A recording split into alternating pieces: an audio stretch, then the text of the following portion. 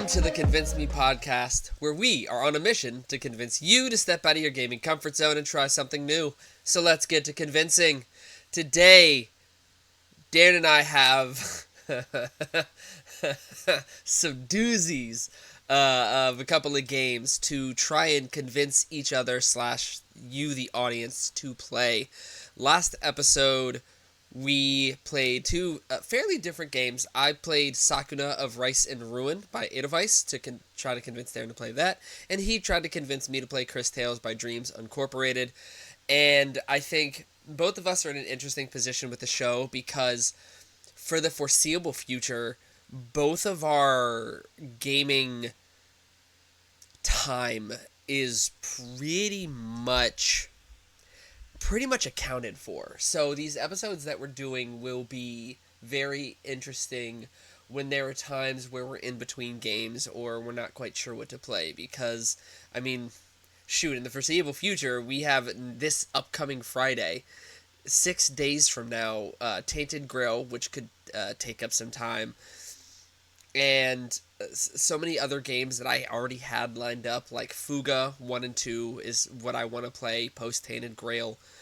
Still haven't even thought about getting to Kingdom Come 2 or Xenoblade X. Like, there are tons and tons of things that I really want to get to.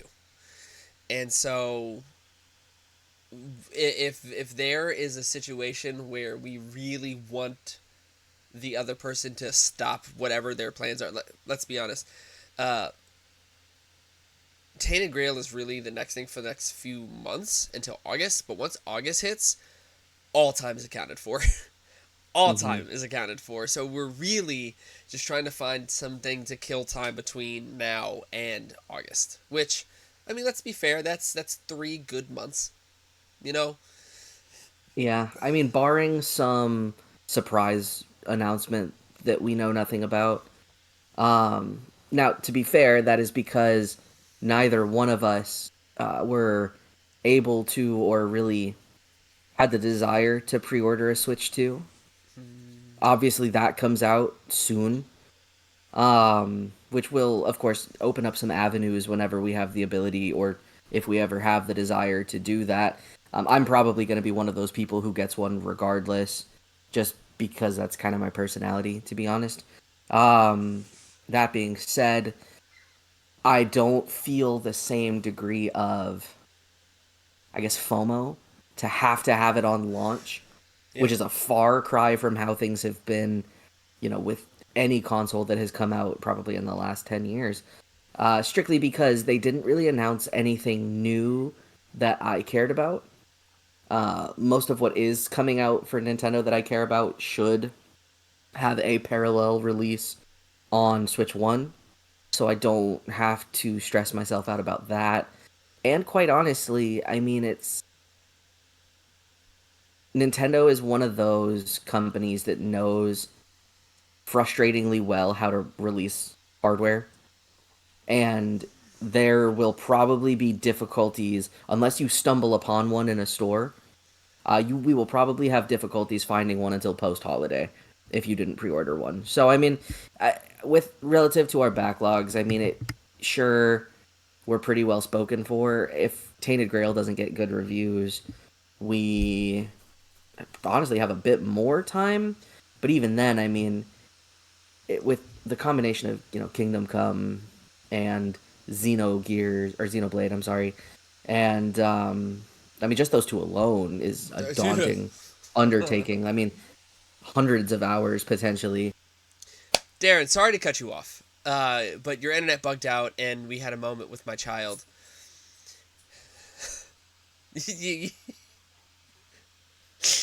Reason I'm so excited. number My whole 528 apartment went dark. Reason 528 to become a parent. My son comes down right after your internet conked out, and he's like, "Dad, I need to go to the bathroom." I'm like, "Okay, go."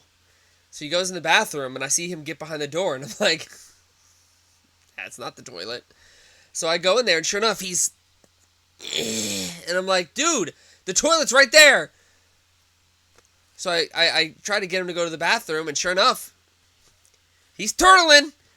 And I'm like, dude, so I'm looking at him trying to, out of my periphery, lift up the lid, but it's not lifting. And I'm like, what is on his lid? I look over, his hand is on the lid bracing himself, so I can't open it. So by the time I'm like, dude, move your hand, lift up the lid, pop, and I'm like,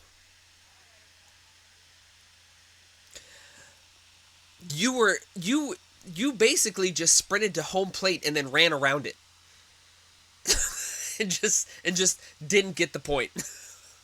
That's the literal definition of dropping the ball on the 99-yard line. He was in the bathroom. It's brown, it's football shaped. It hit the ground, Okay. out of bounds. Anyway, we were Almost. talking about Kingdom Come. There's a lot of potential undertakings that we can do between Sure. now and August when Borderlands 4, Lost Soul aside, and for me, Metal Gear Solid and Mafia. Dude, there is so much in August, and so this is the calm before the storm for me. Only two of Hmm. those matter to you. Only two of those four I named, but yeah, But let's not it's. pretend like Borderlands 4 won't be a 700-hour thing for me. But I feel like Borderlands 4, you'll play through it, you'll beat it, and then it'll become your whenever you don't feel like playing anything else. I don't think Borderlands 4 will replace everything until you're done with it, because Borderlands is a series you'll never be done with. That's true. I mean, I will have all 4 characters to do playthroughs with, though. Right. But that's one of those things where you've seen the story, and so you're in between games, you don't feel like playing your particular game at any Sure. time, you just pick up Borderlands. But yes, obviously, Borderlands 4 will be your main focus until you beat the story, once, and then after that, it's just farming, doing other Hmm. characters. So, and we talk about Borderlands because it's a game that you've played forever, but Hmm. I'm just realizing that we didn't even say, because of the chaos that just happened, didn't even say what two games we're talking about in this episode. So this Oh, episode, jeez. I will be convincing Darren and you all to try Redfall by Arcane Studios. Darren, what magnum opus have you chosen? I have chosen the just epitome of game and experience. Forspoken by Luminous Productions, published by Square Enix. And so these are games that are known for being very panned, not well reviewed at all.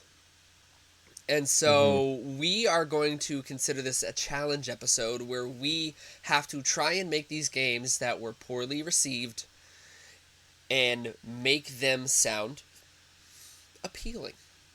So we're going to see how that goes. But you were talking about Borderlands and how it's a game you always go back to. Hmm. One of your favorite series, one of the game series that you have the most time in.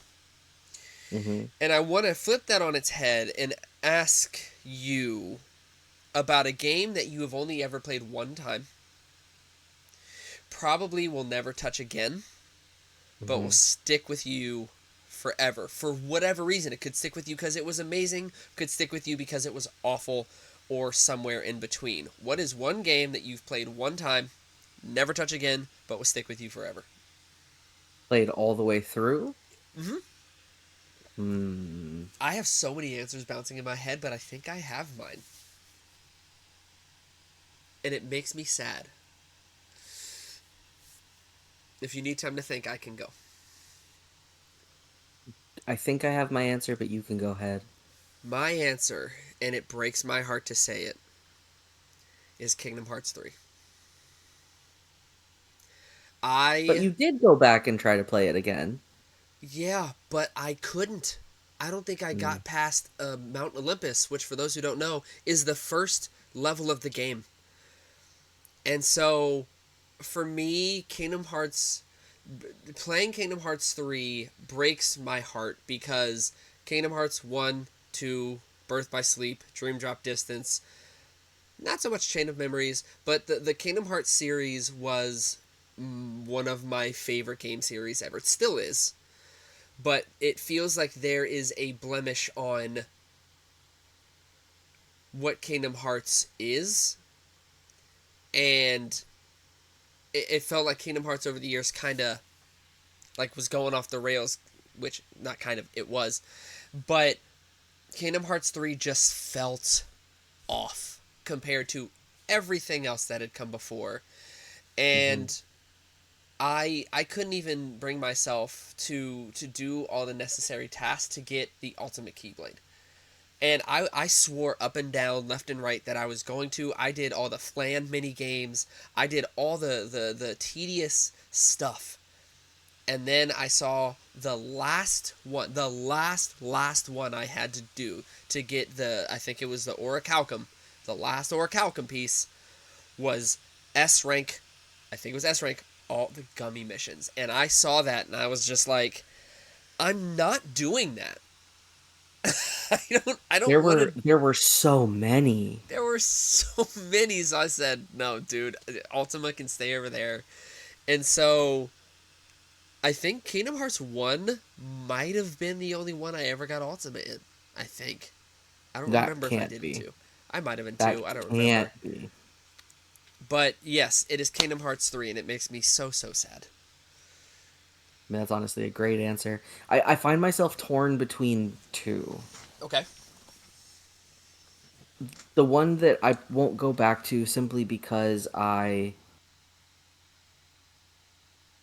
don't know, like it was good at the time, but it hasn't ever there wasn't anything about it that made me want to go back into the world. Would be BioShock Infinite, Man. which was a great game. Don't get me wrong, but I feel no predilection to go back and play it again.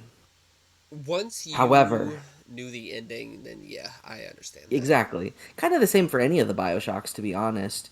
Like it doesn't have the same impact. There's not, at least for me and what I look for, there's not enough variability in builds for me to like care.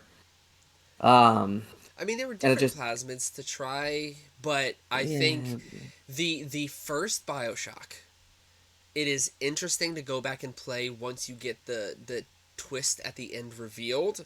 It is interesting to go back and play with the new perspective on what sure. happened. I don't know that that hangs true for 2 and 3. I agree, but But the other one, and this one's a bit more soapboxy for me, is Final Fantasy 16. Now, I am one of the people who I I don't feel that Final Fantasy games have to be turn-based per se to stick true to their identity. 'Cause Ryan and I were actually talking about this yesterday. There is a certain like consistency of lore and mechanics and Mhm. like I guess like a vibe check that Final Fantasy has to pass. And I know that 16 was divisive and that it was more of a Devil May Cry game than it was a Final Fantasy game. That being said, I think it nailed its scope and its impact impeccably with some of the most incredible cinematic moments I've ever seen in a game, quite frankly. However, and this is a spoiler alert, I'm saying it now. If you have any intentions of playing Final Fantasy 16, skip ahead probably like 5 minutes from what I'm 5 about to say. It's it's it's to be 5 conservative. minutes. Shut up. Well, you're not helping. Time starts. Okay. Um, okay. I to me this game and all of its like triumph and you are busting your ass trying to be this beacon of hope and save everybody and save the world from being destroyed for that motherfucker to die at the end of the game We is don't just like know that. the biggest spit in the open mouths of every single player who was playing that game and was actually rooting for things, and then to reveal that Jill was pregnant after that motherfucker died. I i have never been more angry about the end of a game, and maybe that was their desired intent, and like maybe that's what they wanted, and it was just specifically to piss people like me off, because it left an impression. Now I'll think about it forever. In reality, what it did is it made me feel like every single thing that I did in that game was absolutely meaningless, because the whole point of the game for so long was that Clive was trying to escape his fate, and he died. He didn't escape shit. But didn't he make the world better for everyone else? Wasn't that the goal? Where? Sure, and like based on the end credit scene, we believe that it's probably Joshua survived somehow in order to write the book about Final Fantasy 16's events. Maybe at least that's the hint potentially. Maybe Clive did find some way to survive, even though he definitely turned to stone on the beach at the end of the game. But like This is coming from the people who fact that didn't I don't, touch. We didn't touch the DLCs. So if there was something that but those was, happened before the end of the game. Those are oh, not post okay, game I didn't. DLCs. Okay, They're extra stuff that happened before the end of the game. Um, but the fact that I played through an entire game that forced upon me the protagonist dying. Now, again, spoiler alert part two. This is why the shit takes 5 minutes. Yes, Noctis died at the end of 15. But Noctis dying at the end of 15, he was already old. He had vanished for years. Luna Freya was already dead. Like, he got to go reunite with his loved one, and they like gave us that beautiful scene where the logo of the game changed so Noctis and Luna are together, and it was a beautiful moment. That I was okay with because that felt better than how the end of 16 felt. And for me to have played for such a long time as Clive, trying to escape my fate as this burdensome Ifrit, just to wind up dead, alone, cold on a beach with no pomp, circumstance, or anybody even finding his body, as far as we know, that is the it. I what? Why did I just spend 60 hours on that game? Why? What was any of it for? I think the main thing is that he destroyed everything he wanted to destroy and made the world right again. But he wanted to live in that world too. Sometimes sacrifices have to be made, man. I don't know. Yeah, but the sacrifices he made came at the expense of the promises he made to every loved one. Every single one of It, them. but So is many promises. I hate games with the trope of the sacrificial hero. you don't like Like I martyrdom? get it. I do not enjoy martyrdom at all. And it's not that I think that every game has to have a happy ending per se, but that one, for all of the bleakness and all of the like world shattering consequences of the implications of that game, to have ended on the note that it did, made me feel like the whole entire game was useless. And then they say, okay, don't worry, but there's New Game Plus, so you can, build your combos more and play higher levels. And so you can do that to yourself all over again if you want. That is the first game that has had a proper New Game Plus that I have not had a moment's intention of touching. Well, didn't you get like better, like the best weapon or something? Or I forget what. Oh, you No, the could best weapon's advance in your New Game Plus. weapons. Yeah. Yeah, you could advance your weapons past or whatever. I forget. Yeah. I had the best weapon possible for playthrough one, but playthrough two, there's better stuff. There's better stuff all across the board. I mean, you'd be hard Even pressed to some of the not. white weapons are better than some of the stuff that you had at Endgame You'd in be New Game hard Plus. pressed to not have found like every weapon. You just had to do everything, and Oh, then you I got it. did.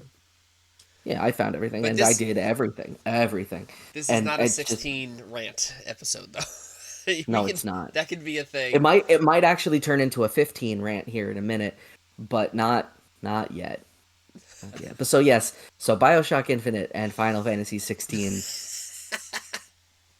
There you go. Another one that may ring true as far as that goes is possibly Stellar Blade, but I don't know. I might be itching to do another playthrough of that. But Mm.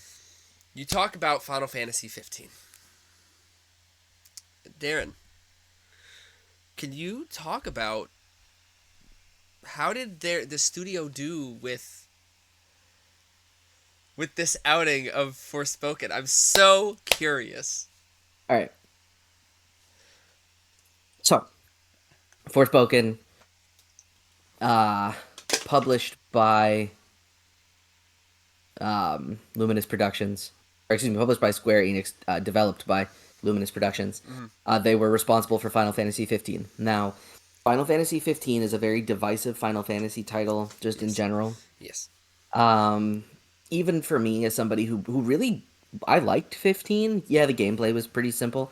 Um, and I didn't necessarily love that you start the game with the same party you end the game with, no additional members. So like, that's a thing. But what happened with 15 was that there was a clear point where I think writing and development staff completely changed over. and you can tell exactly when that happens. Hmm. Hmm. Like Hmm. there's a time skip even like to that degree of obvious. Um, and so because of that, and because of the reasonably like scattered, fragmented, similar to kind of how Final Fantasy XII's development cycle was actually. Final Fantasy XII fell victim to the exact same thing. Um, but Final Fantasy 15 then just kind of became lost to the world.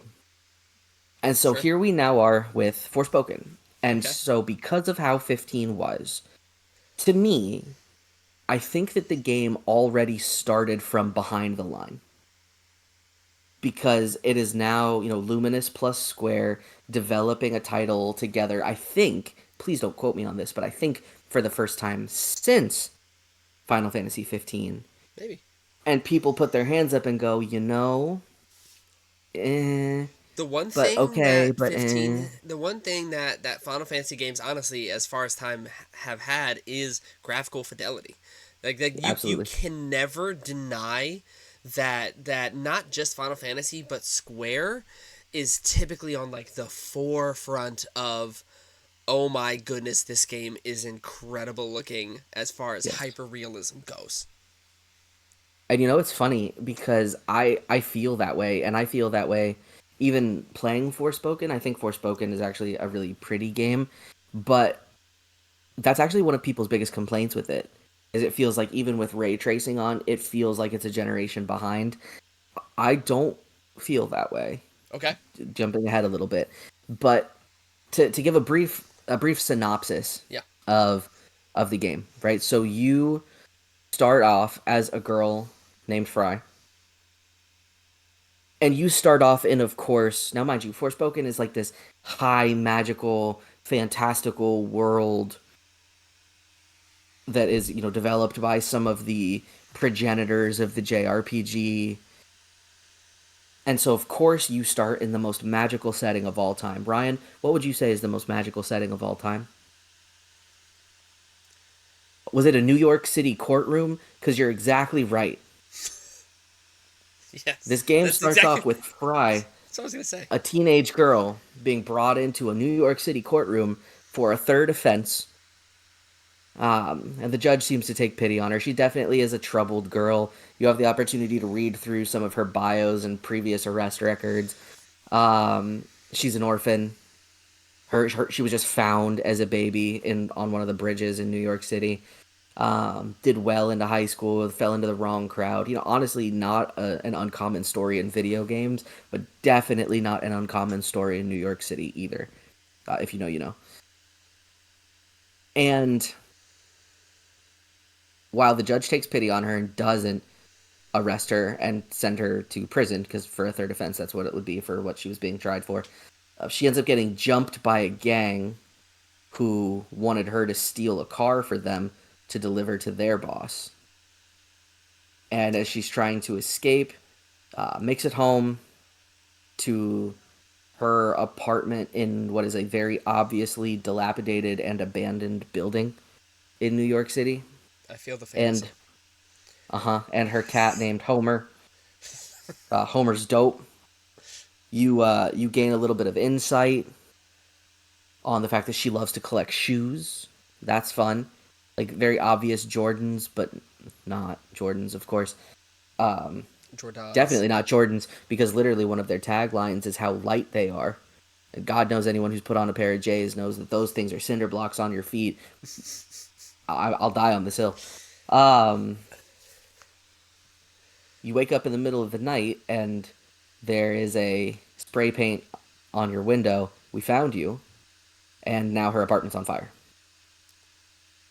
She had collected enough money from doing odd jobs and things for these gang members that she could get her and her cat a ticket out of New York City forever. And we watch that bag of money go up in smoke. So as she saves the cat, thank God they make a point of showing you that the cat is saved. Um, she has this touching moment where people are looking for, like the gang members are looking for her as she's curled up in a ball, hiding behind a dumpster in an alley.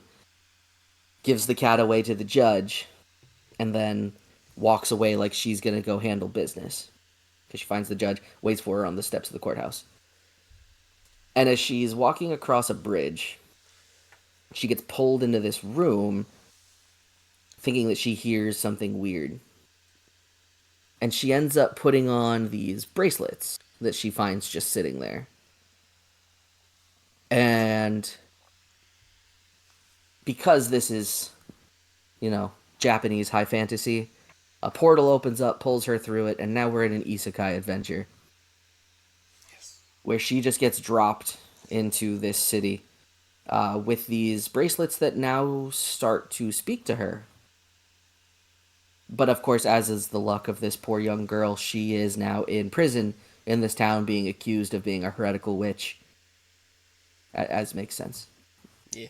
We jump ahead a bit and we find that there is this mist that is blowing through the world that they live in and is causing people to, I believe they call it the breaking, if I'm remembering correctly. Um, and it's your typical, magic miasma causing people, places, and things to change through some weird artificial possession. People are become like husk zombies of themselves. Wildlife changes. The same kind of formulaic thing that you've heard over and over again. Sure. But I think where now we run into what I can understand truly is people's bigger issue with the game. Uh-huh. The bracelets are sentient Yeah. and they can speak to you. Uh-huh. And they actually speak to you through your controller if you have that setting turned on, which Oh. so it's like it's speaking to you like it would be if it was on your arm.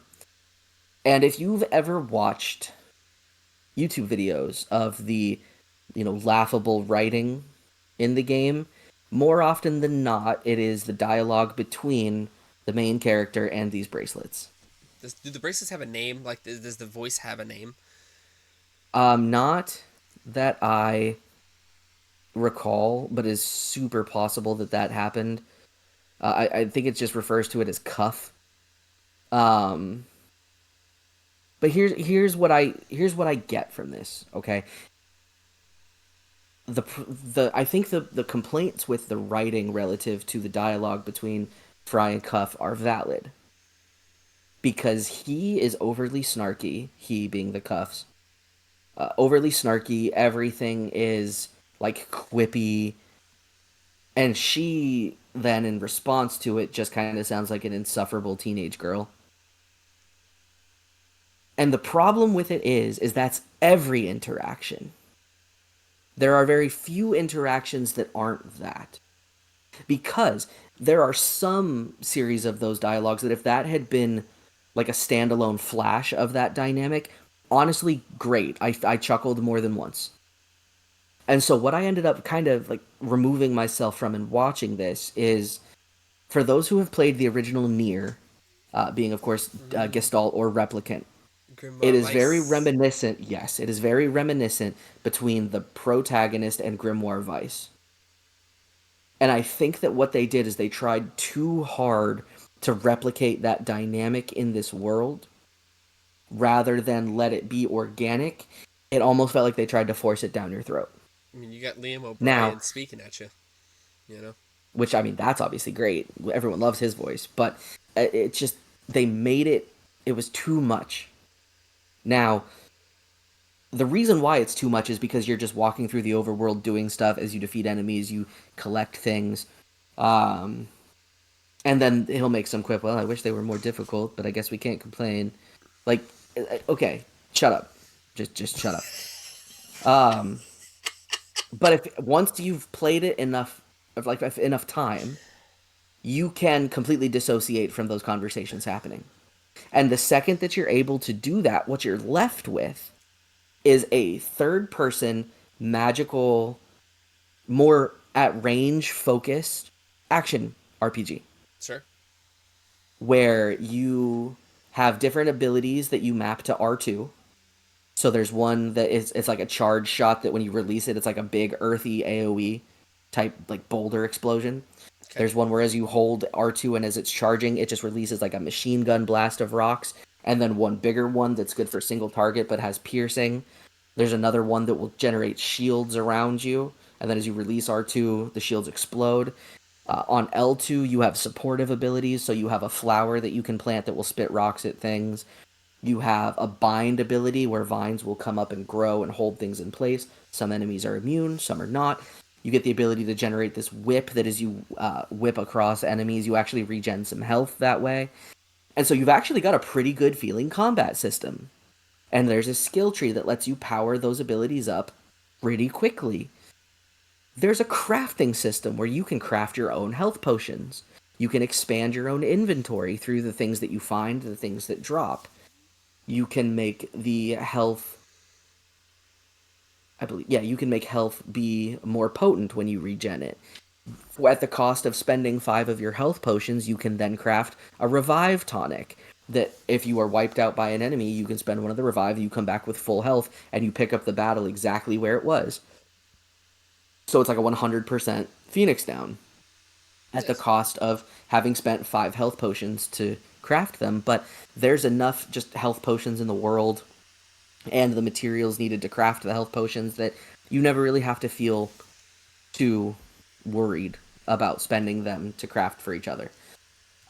You find gear, so you have a cape and a necklace is what I have, or I guess it's a cloak and a necklace early on, and that's your basic equipment. But then you also have the ability to craft different nail art, one on your left hand, one on your right hand. You can put the same on both, and those will buff your damaging and supportive magic capabilities. So you actually have a pretty deep progression and customizability system, which I have heard nobody talk about because they are so hung up on the hate that the game received and the instances of writing, which again, I'm not going to say I don't understand it, but if you really think the game is that unfun that you can't tune out some unnecessarily quippy dialogue, then I mean, yeah, you're never going to enjoy this game. But the game itself is pretty fun. And the best part of it is as you're running, you magically enchant your feet. You can basically do magic parkour all over things, which honestly, once you get a feel for it, you want it to be a little bit more omnipotent than it is. It's understandable why it isn't. But it actually feels pretty good to haul ass through this world. So the thing that is taken into consideration for both of us, we are playing both of these games over, for me, almost exactly 2 years after release. Darren, a little over 2 years after Mm-hmm, release. So we mm-hmm, can't speak to what the games were when they came out. It is super sure. possible that these games when they first came out, and that's what I think should happen is updated reviews, because when you look at No Man's Sky, like it's not the game it was on release. So if Mm-hmm, people look up No Man's Sky reviews, hopefully they see an updated one. But if you find the original, you're not going to play it. Obviously, No Man's mm-hmm. Sky is an extreme example, but we are playing these games years after they came out, so they've had time to fix them, change things, alter things, and we would never know. So we are talking about these games from the perspective of how they are now, and we have no idea how these games were at release. Right. Um. So that all being said, right?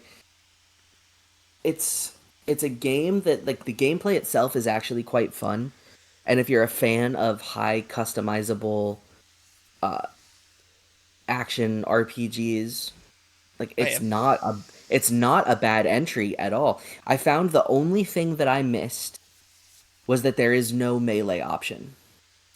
So your job is to pretty much in perpetuity keep, at least not to the point in the game where I was, but your job is pretty much in perpetuity to keep yourself in middle to long range, and regardless of what you're fighting, to just kind of pick people off that way. How compelling was the story once you got to this new world? Did you feel like, "Hey, I gotta get to this point and see what's happening next," or were you more interested in exploring the areas you were in and doing combat? Where were you on that? I found a pretty good blend of both. However, I can easily say that I think this game will suffer from having a world that is slightly bigger than it needs to, considering it's in like an apocalyptic, everything is falling apart type setting. Sure.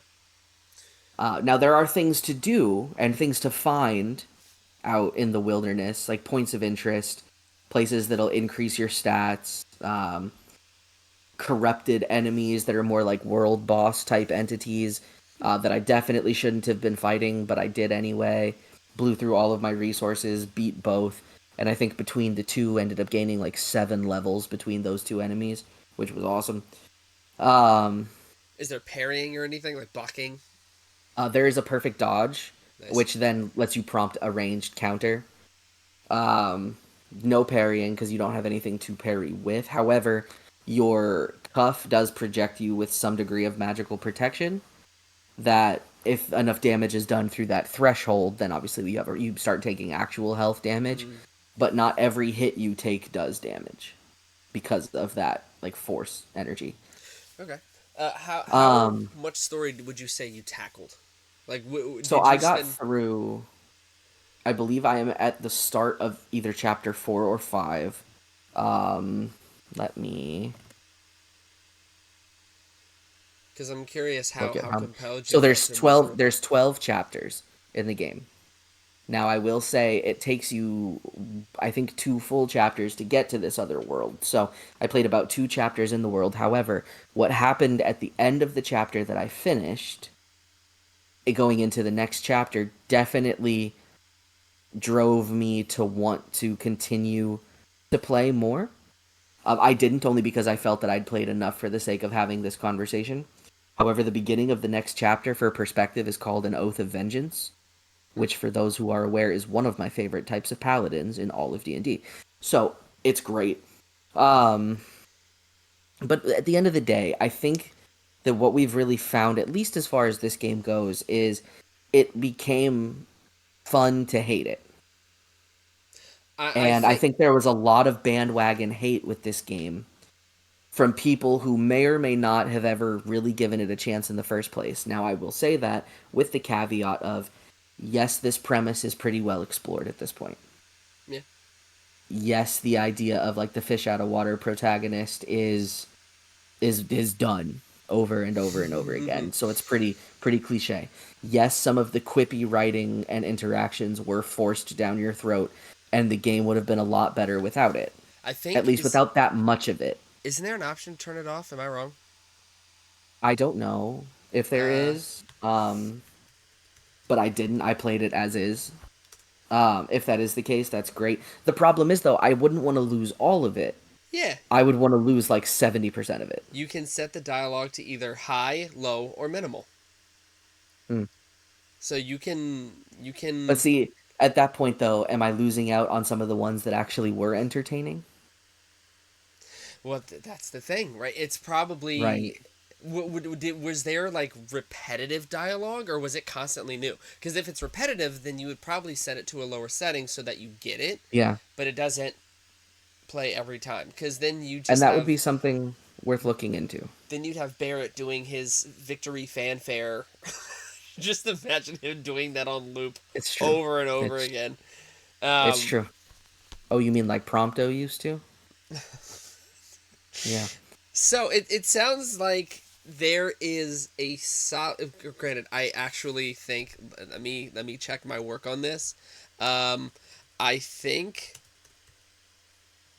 Am I correct in that it? Okay, so no, I thought this game got shuttered or shuttered. It's yeah, no, you can't even talk about the foundation. This game cost Luminous Productions their studio. The studio behind this game is being closed and merged back into Square Enix. So it doesn't seem like the developers lost jobs. It just seems that they're not their own studio anymore. Now, I actually think that just because, again, being heavily involved in the world of Square Enix, with my involvement in their like mobile division, they did go through a pretty mass restructuring last year. Yeah, I remember you telling me about that. And that's across the board. So they scrapped almost all of their mobile projects except for Final Fantasy VII Ever Crisis, and who knows how long that's even gonna last. And they scrapped all of it, even stuff that was like brand new. They pretty much did away with that whole thing. They're trying to figure out why it is that they're bleeding money when they're releasing games with no marketing. So it's possible that part of Luminous shuttering had to do with that more than anything. Yeah, this But was a like couple years ago. regardless, this is honestly a game that is it does not deserve the hate that it gets. Now, what I'm not gonna do, I'm not going to sit here and try to claim that this game is an amazing game, It's not a hidden right? gem. It's not. The things that I was telling you about, the like corrupted world boss type enemies, the second one that I fought absolutely bodied me. So I only had 3 revive things because that's the most that you could carry, and Yep. then I had 9 potions at the time. And I used all 3 of my revive things before I had probably done a third of its health in damage. And so instead, that was the most cheesable fight that I ever did. I literally circle strafed and I just like tapped R2 over and over, which just sent out like single rock shots, which were doing like 11 damage per. And then when it would do this big like leaping jump attack, I would do my dodge out of the way because that was an unperfect dodgeable attack because there's indicator markers Yeah. like a big red X when that happens to let you know you need to get out of the way. Um, and I did that, and it probably took me 20 minutes Oh, with no healing items whatsoever. That's not true. I still had like 6 health potions, but this thing was doing so much damage to me that it would blow through all of my health in one hit. Um, and so I circle strafed it for 20 minutes, just mashing R2 over and over, and did eventually beat it. it sounds like they're Darren and I are not people who ever celebrate a game failing. People, developers can't help what timelines and crunch they're given. They can't, and so a game Right. failing and being bad, that sucks. Um, but it sounds like this game had some bones that could have been something Yeah, that might have I just think so. gotten off the rails at some point. I don't know. Um, If I could think of something that would fix the game, I think a smaller overworld with more in it. Obviously, that's just a common problem with any open world or open world adjacent did game. the open world add anything? Like I said, it added some points of interest, treasure chests you can find, the materials you could collect to do the crafting, random enemies, those world enemies that you could find. But outside of like items, if I got to a place where I'd upgraded everything fully and had enough crafting materials that I didn't care, then honestly the answer is probably no. So they could have just Um, focused on their narrative and focused on good combat, but then yeah, it's like that would have meant that your traversal wouldn't have been as important right, because what's the point of exactly. traversing in linear? So I don't know. Right. So there would have needed to be a better balance stricken, and I don't think they had the either the time, the team, maybe both to do that. But that would be one thing. But I think from a combat perspective, the thing that would have improved it the most, and again, maybe this exists and I just didn't get there, but if there had been a melee option, Sure. I think that would have added a lot to the game, especially if they'd given us like branching skill tree paths for melee. Now again, it may have existed and I may not have gotten there. It is what it is. If that's the case, then I would have much rather had it early on, and then let me build melee or range. I guess, but they didn't. In the first few chapters of the game, I did not get a melee option. So as far as I'm concerned, it doesn't currently exist. I mean, But that would have helped a ton. the only thing I see about this game is the dialogue. I don't really see.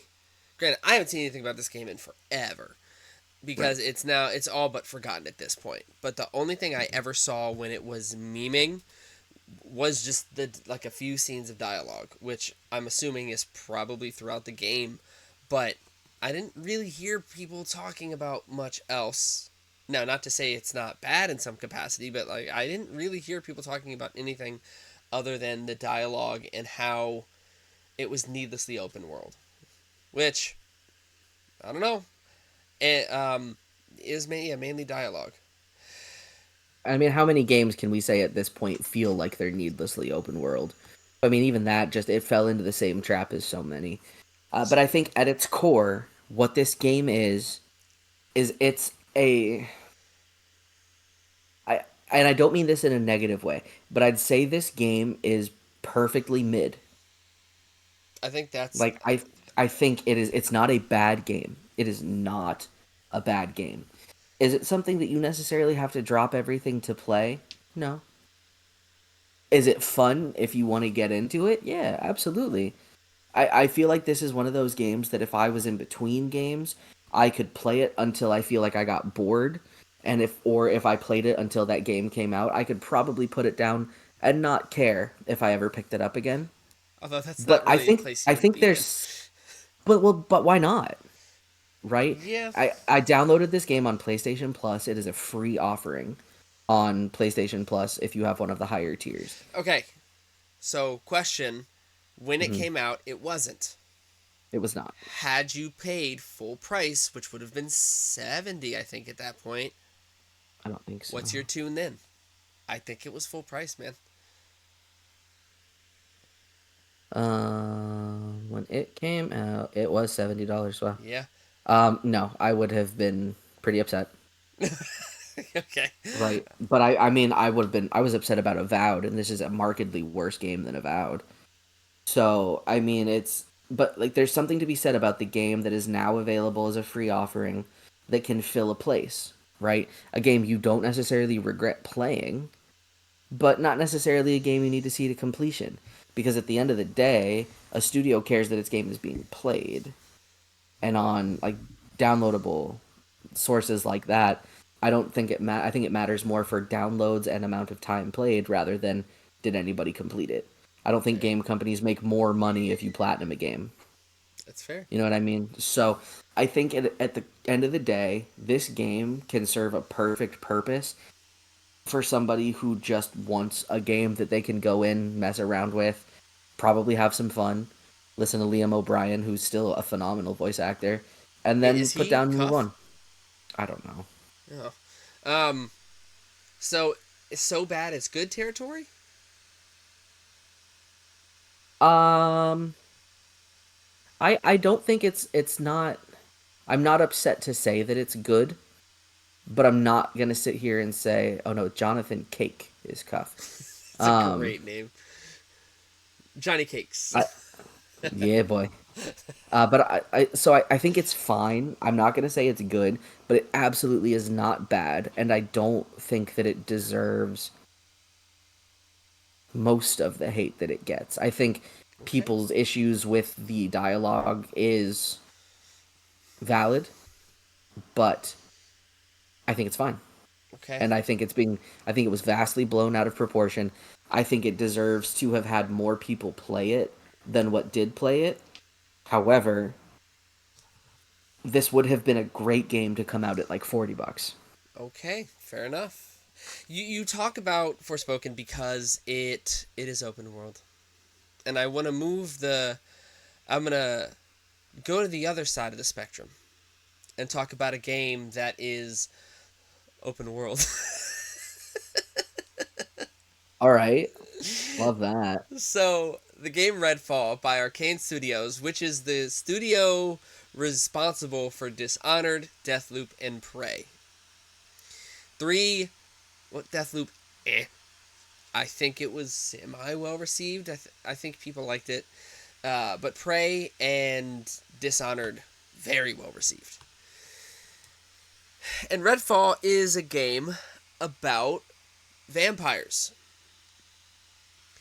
And so, what we start with is we have a game where the opening cutscene plays and explains that they're like how this city got into the state that it's in, and it's done through, there's no other way to put it, animated slideshows. An animated slideshow. There is no movement in the cutscenes. Like no, it's not like a cutscene. It is animated slideshows with people talking or a guy So like narrating over it. So like Dragon Age, Which Dragon Age? Veilguard did that some. Did it? At like the I end don't remember. at the Oh, end of main story quests, like yeah, that type of thing. yeah. That's the Oh, opening cutscene. So you, that's the opening cutscene. so you start Oh, the you start the game. It then goes to a character select screen where you can choose one of four people who are its classes. The one I chose was the rogue class because I wasn't a fan of the three others. I typically go for a class that fits my style of wanting to typically be a jack of all trades so that way I can pick the play style I want at any given time. They didn't have that, so I went with the rogue because the rogue had I don't remember what its actual name was, but it was basically a rogue. You had a raven that you could send out to mark enemies with, and then you also got a cloak ability where you could go invisible. And the art style of these cutscenes and the gameplay is it's not going for hyperrealism. If you remember the reveal trailer at all, it's almost like the Fortnite art style. It makes me the gameplay makes me think that this is what Time Splitters would look like if it was modernized. So, like, exaggerated proportions and things like that. And I can't really talk about facial expressions because the cutscenes are animated. Now,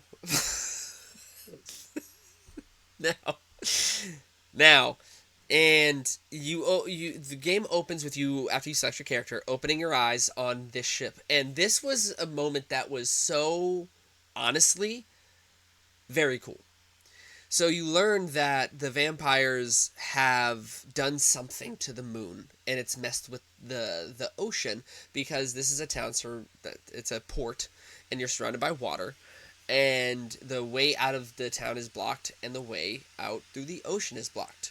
The boat that you're on is a ferry that has been tipped on its side, and you wake up with this, witnessing these two vampires feeding on this body, and then they are attacked by something, and they run away, and then this queen vampire shows up and like puts her fingers on the side of the door frame and slowly comes into view, and yeah, she just walks in and tries to, is going to feed on you and turn you I think into her thrall, and something happens that stops her from being able to do that, and then she's like, basically, I'm going to get you.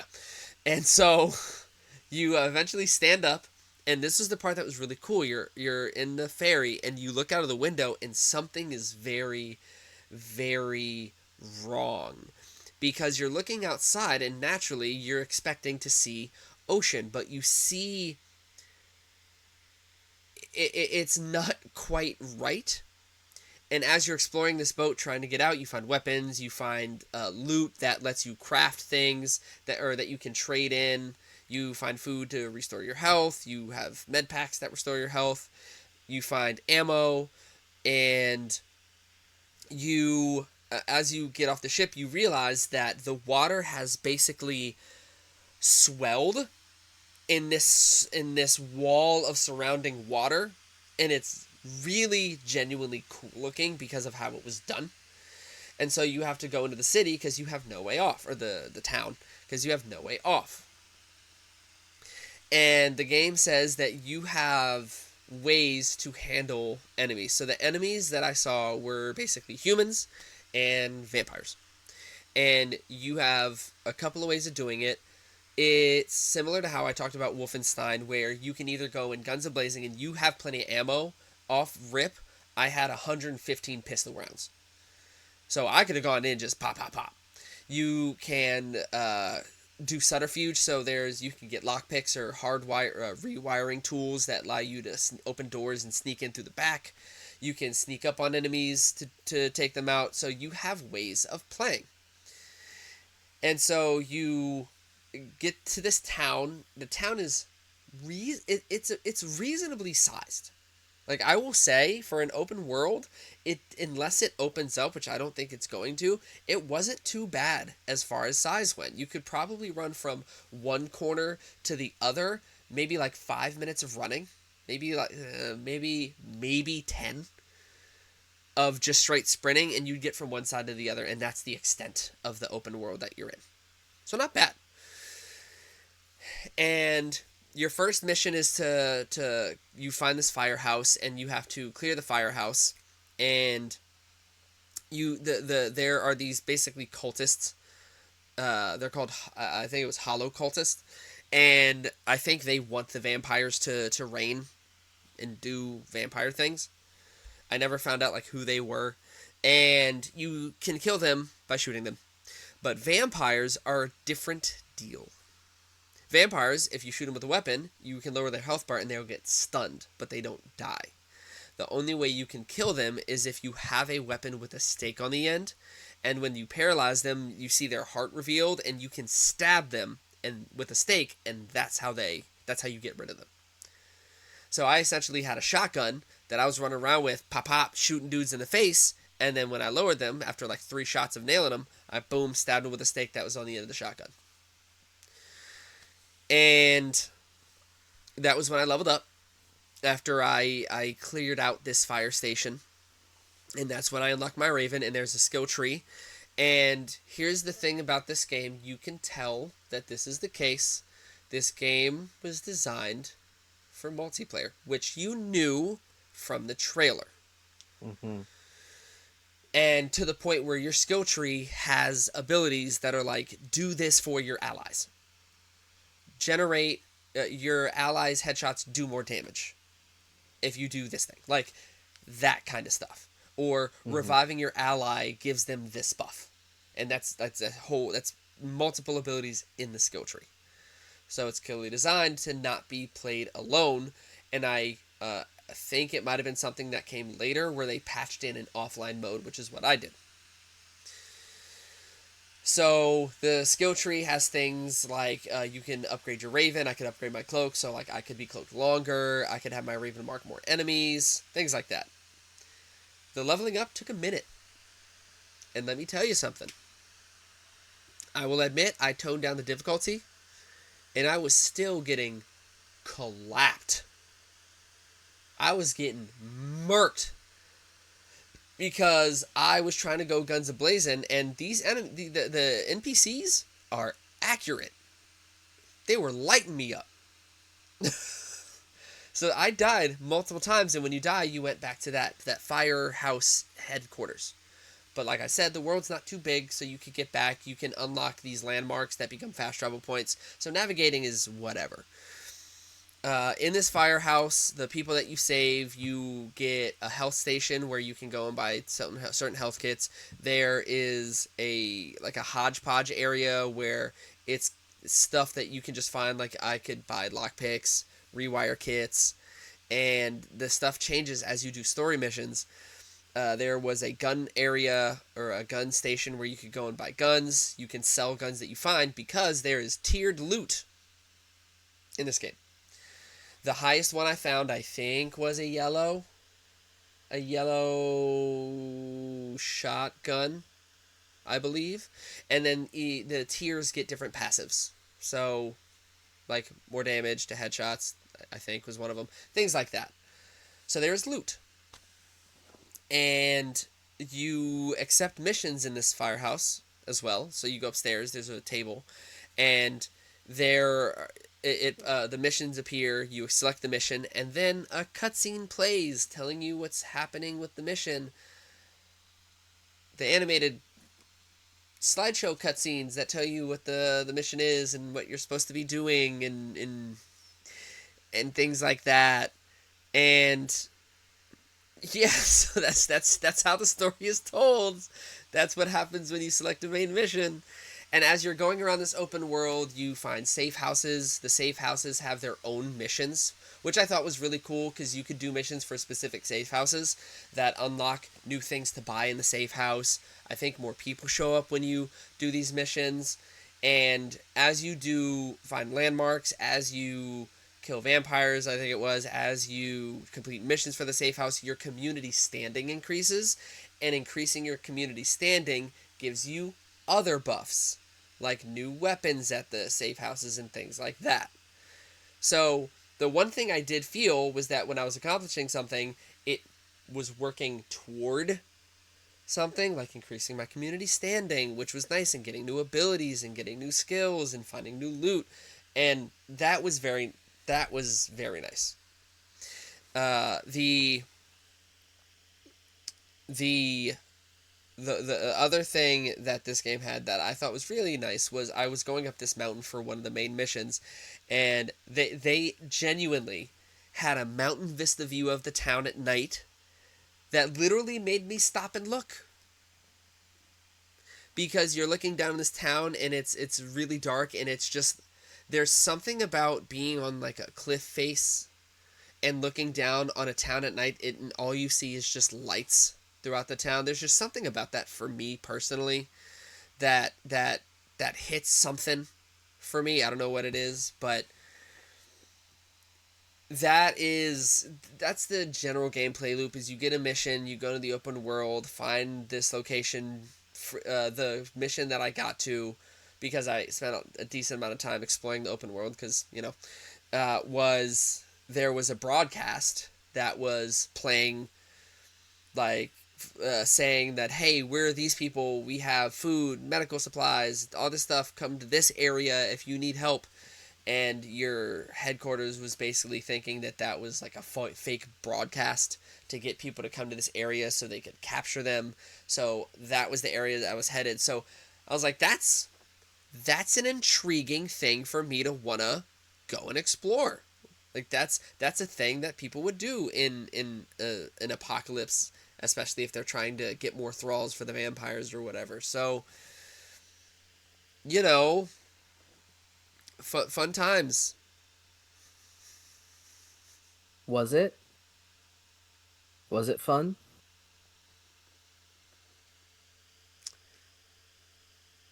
When Okay. I played, Uh-huh.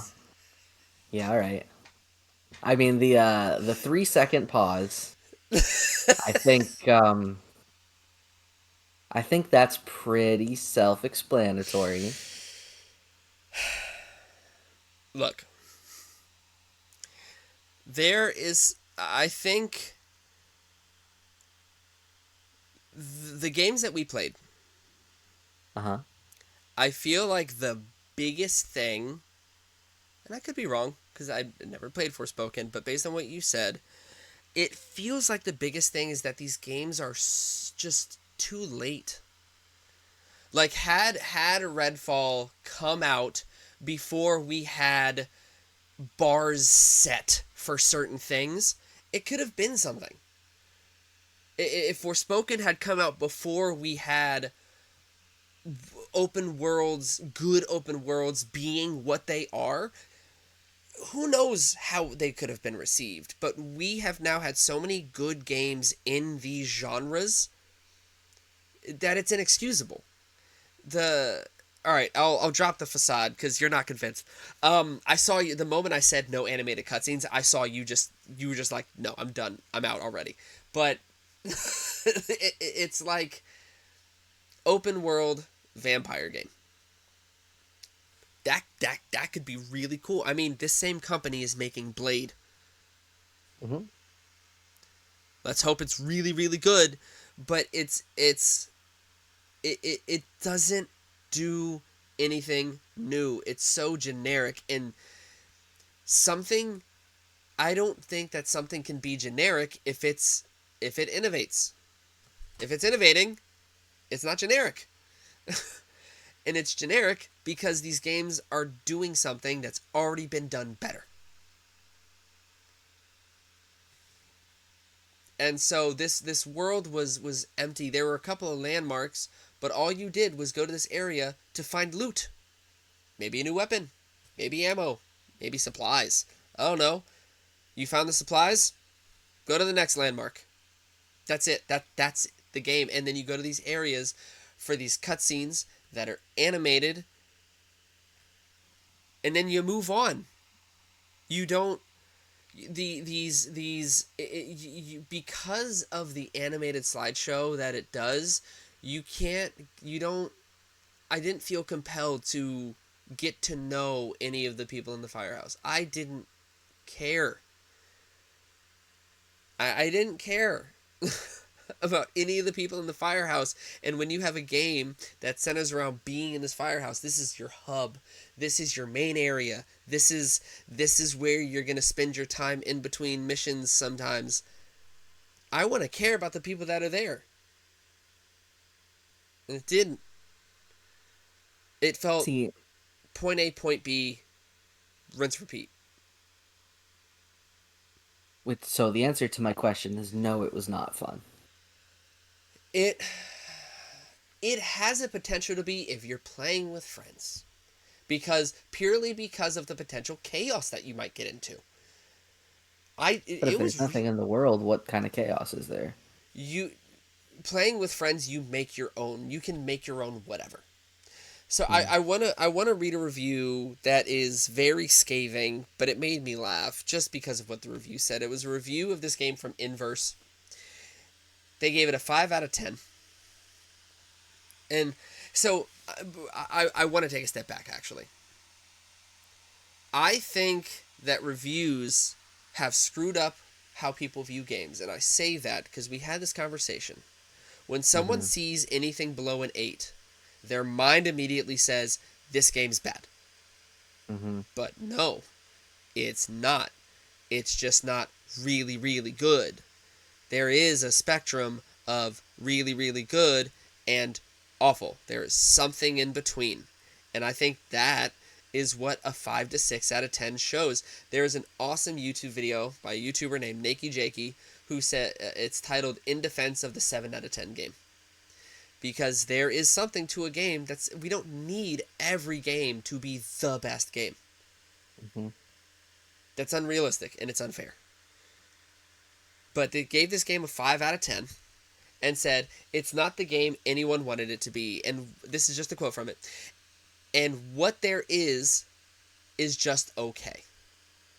Or what is there is just okay. It's a freak show, a roadside attraction inviting you and your friends to come and gawk at one of God's failed designs for an evening or an afternoon.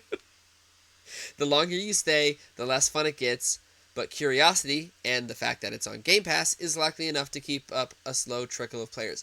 That summarizes the whole thing. The more I played at the beginning, I was like, "Oh snap, this could be interesting." Vampires, I have to try and fight them back. I have to try and find supplies. I have to help the survivors. And the more I played, I was just running out of gas. I was just like, there are very few things that are more damning than a player saying, I don't care. I don't care. I don't care what happens to the Yeah, people in this fire station. I don't care about this world, that this town that's falling. I don't care. I couldn't care. I tried to care. I just couldn't. sure. In its defense, I will say I did actually care about the characters in Forspoken. That's good. I just think it needed less creepy dialogue. So I mean, I will say, like I said, Forspoken is a surprisingly mid game. Like if we're if we're calling a mid game 7, then Forspoken to me is the sevenest 7. It might Okay. even be my benchmark for what like a mid game is. You know, it's not like Blink's the Time Sweeper, half out of 10, like 0.5 out of 10. There was not a singular redeeming quality to that game trying to play it in the year of our Lord 2025. Claire Obscure, 10 out of 10. Then out there. 10 out of 10. Like exceptional, extraordinary in all ways, shapes, and forms. Forspoken is just, it's not. But it's not Blink's the Time Sweeper. And what you Yeah. just are almost making me think is that while Redfall is not also Blink's the Time Sweeper, it might be Blink's the Time Sweeper if it was a vampire bat No, no. The instead of game is not awful. Like, it's just like boring. it's just boring. And I See, think so why would you say that a game that is designed to be an entertainment piece, if being boring, does not make it awful? because If something is at its crux implicitly designed to be entertaining and compelling and drive you to want to play more and integrate yourself into this world, if it fails to do that, why does that not make it awful? there's a range of 2 out of 10, which is like this game is not only boring, but it barely works and functions as a game, to a game that is boring, but you could make your own fun in it.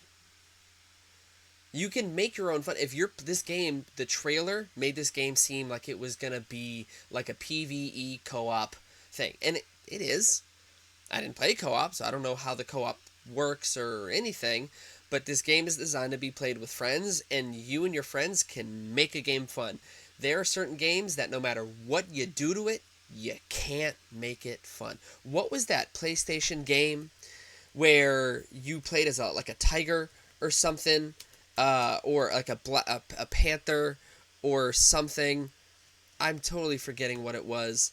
Uh, um, it was not Black Panther. There was some game that was like a meme because it was so barely functioning, and it like that is what I think of when I think of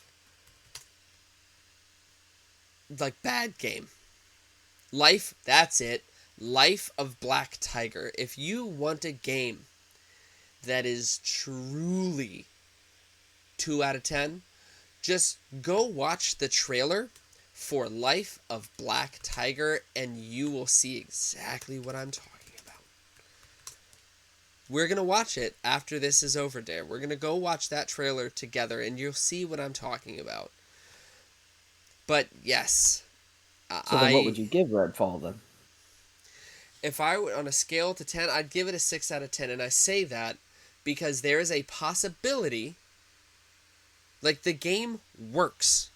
You shoot an Hmm. enemy, they get hurt, you get loot, you can access the story. The story moves forward. Now, whether the story is good and up to par for you, that's a whole other question. But when I think of low rating games, I think of games that are boring but also barely work. This game, if you wanted to get together with some of your best friends, friends that you enjoy playing games with, you could play this and probably have a good time of just putzing around the world and having fun. And that would be fun. But single player, I mean, if you're up for turn your mind off, go shoot dudes and get new things and barely pay attention to the story, you could do that. Yeah, I wonder what I would play instead of Redfall if I wanted to do exactly that formula. Sure. I, I I'm not saying there aren't better games, but this game it's free on Game Pass. Hmm. And because it's a Microsoft owned, I think, owned game, it'll be there in Yeah. perpetuity. Oh So like, boy, how you great. know, We can't get Final Fantasy games to get to stay on there, but we can get Redfall forever. And uh, now that just means we as gamers are really who win. we so win. But I wanna get out of the negativity zone now and talk about something that I think we're both excited for, and I hope the hype lives up to it. Yeah. We're both so hyped for Tanagrail, man. I'm so excited. Yeah. Yeah. I hope it's good. We can come back to this episode in however long and just reflect on what we think this game could be and how wrong we were, how right we were. Because I hope we're right. Well, fortunately, we've at least played a demo, so The we demo's so kind of fun. know. It's fun. The tree, the options for builds and ways to play the game, like a game set in Arthurian legends. Where are those? Well, there's another one coming. It's just further away. Tides of Annihilation. For those who have not heard of it, please go look it up. It's Please. awesome. And It was shown off during the same Xbox Presents that Claire Obscure was, Hey man, pop and off, Tides of Annihilation. pop it off, man. But That that might go down in history as the single greatest games release event or games announcement event of all time. if all these games hit, Hmm. yeah, man, that'll be so solid. I What'll be interesting, I think, for Tainted Grail, and we were talking about this either yesterday or the day before. It might be coming out at the worst possible time for that specific game to be coming out. because of Because on Oblivion. one hand, yeah, on one hand we have Oblivion, which is effectively a direct competitor, Yeah, right? At one point we were looking at Tainted Grail thinking that maybe that's what Avowed had wanted to be. people And who've played then we it get say as much. sure. And then we get Oblivion remaster, which is the gold standard of that type of setting. I guess I I that's not unfair to say. I do want to say, if anybody's interested in looking it up, it is specifically Tainted Grail Fall of Avalon because there Yeah. is another Tainted Grail Yes. that exists. Because Tainted Grail: The Fall of Avalon is actually a board game, Hmm. and Tainted Grail Conquest it is a roguelike deck building game. Hmm. Tainted Grail Conquest. So the one that we're excited for is Tainted Grail: The Fall of Avalon.